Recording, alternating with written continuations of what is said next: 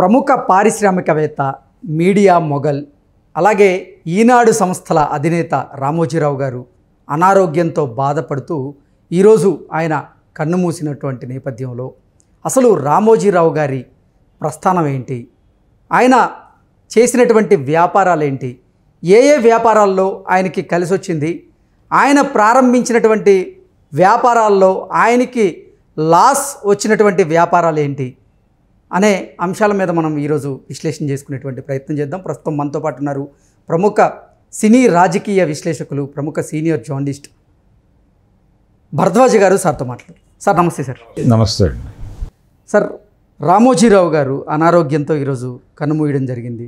అసలు రామోజీరావు గారి ప్రస్థానం ఏంటి, ఆయన ప్రారంభించినటువంటి వ్యాపారాలని లాభదాయకంగా ఆయన ఎలా మలుచుకున్నారు, ఆయన వ్యాపార సామ్రాజ్యం యొక్క ప్రస్తావన ఏంటి, ఆయన చేసిన వ్యాపారాల్లో ఏ వ్యాపారాలు ఆయనకి నష్టాన్ని మిగిల్చాయి అంటే ఏం చెప్తారు? రామోజీరావు గారి ప్రారంభం, ఆయన జీవిత ప్రారంభం అంటే గుడివాడలో చదువుకున్నాడు. ఆయన పెదపారుపూడిలో జన్మించాడు, కృష్ణా జిల్లా. గుడివాడలోనే డిగ్రీ వరకు చదువుకున్నాడు. ఆయన స్కూల్ ఎడ్యుకేషన్ కూడా అక్కడే జరిగింది. ఆ తర్వాత ఆయన యాడ్ ఏజెన్సీల్లోకి ప్రయాణించాడు, ఉపాధి మార్గం వెతుక్కుంటూ. ఆయనదేమీ రిచ్ ఫ్యామిలీ ఏం కాదు, సాధారణ వ్యవసాయ కుటుంబమే. కొంచెం కమ్యూనిజం బ్యాక్డ్రాప్ ఉంది, ఆయనకి నేపథ్యం ఉంది, కొంత వామపక్ష భావజాలం పట్ల అనురక్తి ఉండేది ఆయనకి. అలాగని నిమగ్నుడేం కాదు, నిబద్ధత నిమగ్నత అలాంటివి ఏం లేవు ఆయనకి. కానీ ఆ వాతావరణంలో పెరిగాడు. ఆ తర్వాత యాడ్ ఏజెన్సీ దిశగా ప్రయాణం మొదలైంది. ఆయన మొదట ప్రారంభించిన వ్యాపారం కూడా యాడ్ ఏజెన్సీనే. ఓకే.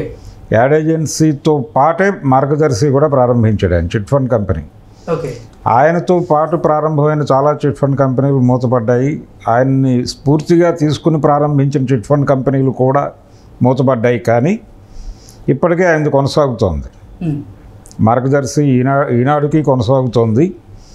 అలాగే చిట్ ఫండ్ మార్గదర్శి అనేటువంటి టైటిల్ ఉండేది ఆయనకి. తర్వాత ఆయన రకరకాల వ్యాపారాల్లోకి ప్రవేశించాడు ఆయన. ఓకే. ఒకటి చేపలు పట్టే వలల తయారీ సంస్థ కూడా ప్రారంభించాడు ఆయన. ఓకే. చాలామందికి తెలియదు అది. ఆ తర్వాత డాల్ఫిన్ హోటల్ వైజాగ్లో, మార్గదర్శి విస్తరణ. ఆ విస్తరణలో భాగంగానే ఈ అడ్వర్టైజ్మెంట్స్ అన్నీ ఆయన ఆంధ్రప్రభ పేపర్కి, ఆంధ్రజ్యోతి పేపర్కి ఇచ్చేవాడు. ఇలా యాడ్ ఏజెన్సీ ఆలోచనలు ఉండేవి ఆయనకి. వీళ్ళకి విపరీతంగా యాడ్స్ ఇస్తున్నాం, మనమే ఒక పత్రిక పెడితే అలా ఉంటుంది అనేది ఒక ఆలోచన ప్రారంభమైంది ఆయనకి. ఆంధ్ర అనే శబ్దంతో ఉండేవి అప్పటి వరకు పేపర్లని, ఆంధ్రజ్యోతి, ఆంధ్రప్రభ, ఆంధ్రపత్రిక, ఆంధ్రభూమి, ఇలాగే. ఈ ఆంధ్ర అనే శబ్దం లేకుండా ఉండాలి అనుకున్నప్పుడు ఒరిస్సాకు చెందినటువంటి కొంతమంది పారిశ్రామికవేత్తలు ఒక పేపర్ పెట్టాలి అనుకున్నారు, విశాఖ కేంద్రంగా పెడదామనుకుని. వాళ్ళ టార్గెట్ ఏంటంటే కళింగాంధ్ర, అలాగే ఒరిస్సా బార్డర్లో ఉన్నటువంటి తెలుగు వాళ్ళు టార్గెట్గా పెట్టాలనుకున్నారు. అబ్బూరు రామకృష్ణారావు గారి నేతృత్వంలో ఈనాడు అనేటువంటి ఒక టైటిల్ వాళ్ళు రిజిస్టర్ చేశారు. ఆ టైటిలే తీసుకుని ఈయన వాళ్ళ పేపర్ ప్రారంభించలేదు, కానీ టైటిల్ ఉంది వాళ్ళ దగ్గర. ఆ ఈనాడు వాళ్ళ దగ్గర నుంచి తీసుకుని ఈయన గోదావరి జిల్లాల వరకు వచ్చేది ఆ పేపర్. విశాఖలో ప్రారంభమైంది ఈనాడు తొలి అడుగు. అది కాకినాడ వరకు వచ్చేది. రామోజీరావు గారు ఏదైనా అలవాటు చేయటం అనే దాని మీద ఆయన ఆధారపడి నడిపాడు ఆయన వ్యాపారాలన్నీ కూడా. అలా ఈనాడు జనాలకి టేస్ట్ చూపించాలి అనే ఉద్దేశంతో ఉచితంగా వేసేవారు. అంటే ఒక నెల రోజులు ఉచితంగా వేసి తర్వాత వెళ్ళి రిప్రజెంటేటివ్ ప్రతి ఇంటిలోనూ మాట్లాడతాడు. నెల రోజుల నుంచి మీరు ఈనాడు చూస్తున్నారు అంటే ఆ రోజున పేపర్ తప్ప వేరే మాధ్యమం లేదు ప్రపంచాన్ని తెలుసుకోవటానికి. ప్రతి ఇంటికి ఏదో ఒక పేపర్ కనెక్ట్ అయి ఉండేది. అయితే ఈనాడు చదివిన తర్వాత మీకు ఎలా అనిపించింది, మీరు చందాదారుగా మారుతారా అని అడిగేవాళ్ళు. ఓకే. అప్పుడు అనివార్యంగా నెల రోజులు వేయించుకున్నటువంటి మొహమాటం కొద్దీ కొంతమంది నచ్చి, కొంతమంది ఇలా దాని చందాదారులుగా మారటం అనేది ప్రారంభమైంది. ఇలా మొదలైనటువంటి ఈనాడు ప్రయాణం తర్వాత ఆయన హైదరాబాద్కి ఎక్స్టెండ్ చేశాడు దాన్ని, తర్వాతే విజయవాడ. ఈ ప్రయాణంలో ఆయన కాంగ్రెస్ పార్టీ నాయకుల్ని కూడా వినియోగించుకున్నాడు. వాళ్ళతో సన్నిహితంగా ఉండేవాడు, వెంగళరావు గారితో వాళ్ళతో. ఇలా ఆయన చిట్ ఫండ్ వ్యాపారము, డాల్ఫిన్ హోటల్ వ్యాపారము, పేపర్ వ్యాపారము ఇవన్నీ ప్యారలల్గా నడుస్తూ ఉన్నటువంటి క్రమంలోనే హైదరాబాద్లో ఆయన పేపర్ పెట్టాలి అనుకున్నప్పుడు, హైదరాబాద్కి విస్తరించాలి, స్టేట్ మొత్తం విస్తరించాలి అనుకున్నప్పుడు ఎడిటర్ కాదు ఎడిటోరియల్ బోర్డు ఉండాలనుకున్నాడు ఆయన. ఓకే. అనుకుని పొత్తూరు వెంకటేశ్వరరావు గారు, అలాగే వాడకట్టు హనుమంతరావు గారు, గజ్జల మల్లారెడ్డి గారు, రాంభట్ల కృష్ణమూర్తి గారు, చలసాని ప్రసాదరావు గారు, ఏబీకే ప్రసాద్ గారు, వీళ్ళందరినీ కలిపి దానిలోకి తీసుకొచ్చి వీళ్ళందరి నేతృత్వంలో పత్రికని నడపటం. అలాగే ఆయన వైజాగ్ ఎడిషన్ వైజాగ్లో ప్రారంభించినప్పుడే అప్పటికి ఆయనకు వామపక్ష భావజాలం తాలూకా ఇన్ఫ్లుయెన్స్ ఉండటము అని మాత్రమే కాదు, అప్పుడు సమాజం కూడా ఇన్ఫ్లుయెన్స్లో ఉంది. అందుకని సమాజంలో ఆ ఇన్ఫ్లుయెన్స్ ఉంది కాబట్టి ఆయన తన పత్రికలో దినఫలాలు, వారఫలాలు, దైవ సంబంధమైన వార్తలు ఉండకూడదు అనుకున్నాడు. ఈనాడులో అవి ఉండేవి కాదు. సమరం గారిని మొట్టమొదటిసారి మీడియాలోకి లాక్కొచ్చి సెక్స్ సైన్స్ అనేటువంటి ఒక శీర్షిక ప్రారంభించింది రామోజీరావు గారు ఈనాడులో. అది 3rd పేజీలో హాఫ్ పేజ్ ఉండేది. ఓకే. 4 పేజీల ఈనాడు అప్పుడు. దానిలో ఆయన శృంగార జీవితానికి సంబంధించినటువంటి ప్రజలు అడిగిన ప్రశ్నలకు సమాధానాలు రాసేవాడు సమరం గారు. ఆ తర్వాత సెక్స్ సైన్స్ అని పుస్తకాలు వేసాడు దాన్ని ఆయన. ఇలా మొదలైన తర్వాత చలసాని ప్రసాద్ గారి నేతృత్వంలో చతుర, విపుల అనేటువంటి పత్రికలు పట్టుకొచ్చాడు. అవి 2 తెలుగు పాఠకులను విపరీతంగా ఆకట్టుకున్నాయి. ప్రధానంగా న్యూస్ ప్రింట్ మిగిలిపోతే వారపత్రికలు వేస్తారు అనేటువంటి ఒక మాట ఉండేది. ఓకే.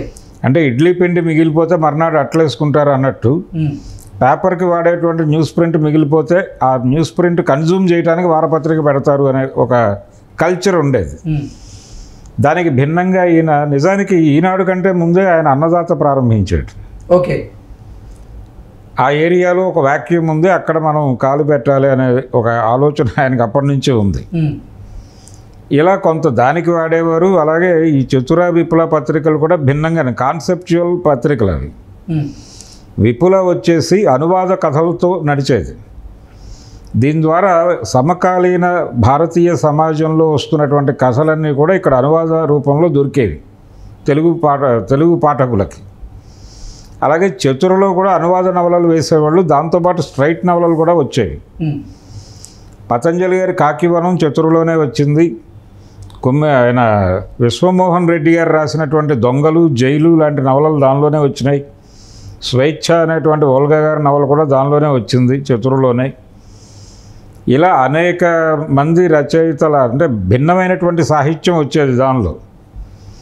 అలాగే విపులలో అనువాద కథలు, ప్రపంచ స్థాయిలో అనువాదపు కథలు విపులలో వచ్చేవి.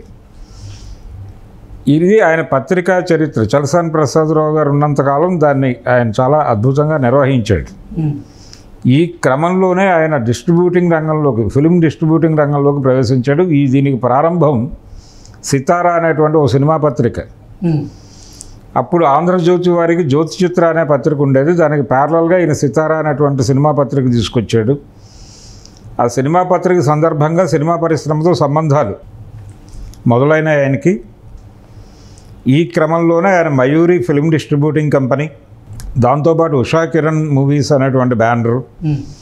ఉషా కిరణ్ మూవీస్ ప్రారంభించడానికి ముందు వరకు సితారా పేరుతో ప్రతి సంవత్సరం అవార్డ్స్ ఇచ్చేవాళ్ళు. ఎప్పుడైతే తను ఉషా కిరణ్ మూవీస్ అనేటువంటి బ్యానర్తో సినిమాలు తీయాలనుకున్నాడో ఆయన అవార్డ్స్ ఆపేశాడు. ఓకే. ఎందుకంటే తన బ్యానర్లో మంచి సినిమాలు వచ్చి తనిచ్చుకుంటే ఆయన సినిమాలకు ఆయనే అవార్డులు ఇచ్చుకున్నాడని ఎవరైనా మాట్లాడతారనే ఉద్దేశంతో అది ఆపేశాడు. శ్రీవారి ప్రేమలేఖ అని జంజాల గారు డైరెక్ట్ చేసినటువంటి సినిమాతో ఉషా కిరణ్ మూవీస్ ప్రారంభమైంది. ఆ సినిమా చాలా పెద్ద విజయం సాధించింది. హాస్య కథా చిత్రాలు కూడా క్రియేటివ్గా ఉండాలి అనే ఉద్దేశంతో ఆ బ్యానర్ నడిచేది. అట్లూరి రామారావు గారు ఆ నిర్మాణ వ్యవహారాలన్నీ చూసుకునేవాడు. అట్లూరి రామారావు గారి నిర్వహణలో వచ్చినటువంటి ఉషా కిరణ్ మూవీస్ సినిమాలన్నీ కూడా చాలా పెద్ద విజయం సాధించాయి. అందులో శ్రీవారి ప్రేమలేఖ, దాని తర్వాత డివి నరసరాజు గారి దర్శకత్వంలో వచ్చినటువంటి కారుదిద్దిన కాపురం, టి కృష్ణ గారి దర్శకత్వంలో వచ్చినటువంటి ప్రతిఘటన చాలా పెద్ద హిట్.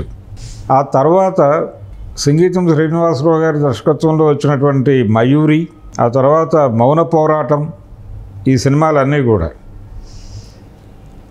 చాలా పెద్ద విజయాలు సాధించినాయి. ఆ తర్వాత ఆయన టీవీ రంగంలోకి ప్రవేశించాడు.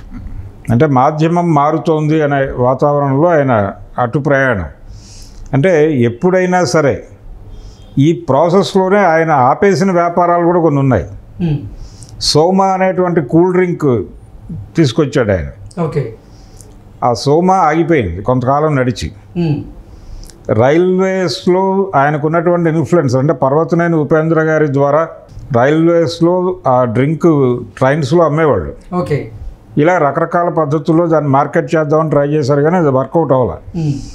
ఎందుకంటే అప్పటికి పార్లే కంపెనీ చాలా బలంగా వేళ్ళూనుకుని ఉంది. కూల్ డ్రింక్ సామ్రాజ్యం వాళ్ళదే. కోకోకోలా తిరిగి వచ్చే వరకు వాళ్ళతో పోటీ పడలేనటువంటి పరిస్థితిలో ఆ సోమాని ఆపేశాడు ఆయన. ఓకే.